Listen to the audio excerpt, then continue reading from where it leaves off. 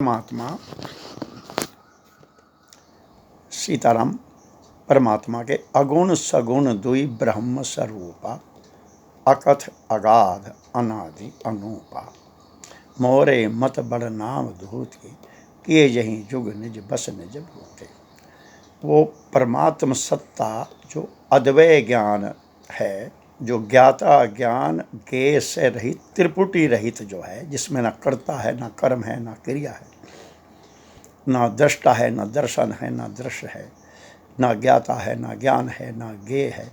वो जो परम सत्ता ज्ञान की स्टेट ऑफ ज्ञान, जैसे भारत गणराज्य, अब ये अमूर्त सत्ता है, कोई ढूंढ नहीं सकता, तो वो सबका अधिष्ठान है। राम ब्रह्म चिन्मय अविनाशी, सर्वरहित सब उर्पुरवासी।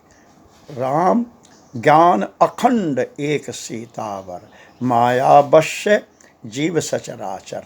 तो वो परमात्मा का सहज स्वरूप है। मम दर्शन फल परम अनूपा, जीव पावन सहज स्वरूपा। वो परमात्मा की स्टेट ऑफ ज्ञान प्राप्त होती है। लेकिन वो उसको कहते हैं अगस्त्य मुनि, अनुभव गम्य भजें जय संता, व्यापक ब्रह्म अखंड अनंत। वो अनुभव का विषय है। अंतर्मुख में, अंतरतम में उतरना पड़ता है। वो योग का, ज्ञान का, अंतर्मुखता का, निवृत्ति का मार्ग है। उसमें सब बाहर का त्यागना, छोड़ना पड़ के अपने मूल में, अपने मैं के, अपनी जो शुद्ध आईनेस है, उसके अंतरतम अधिष्ठान बेस में उतरना पड़ता है। जैसे किसी कुएं, हैंड पंप, समरसिबल पंप के नीचे जहाँ से जल आ रहा है, जो वाटर लेवल है, वो ज्ञान की सत्ता अधिष्ठान है, उसमें उतरना पड़ता है। वो बहुत कठिन है। कहने को तो सुलभ है, निर्गुण रूप सुलभती, लेकिन कठिन है।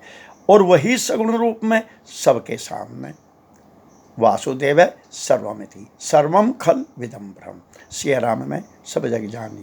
तो जो जब तक साधक के अंदर अंतर्मुखता, ज्ञान की, वैराग्य की, त्याग की पराकाष्ठा, सांख्य का अधिकारी नहीं है, तब तक उसको भगवान के नाम रूप लीला धाम, ये जो सगुण जगत दिखाई दे रहा है, विश्वरूप रघुवंश मणि करो वचन विश्वास, तो इसका आश्रय लेना पड़ता है।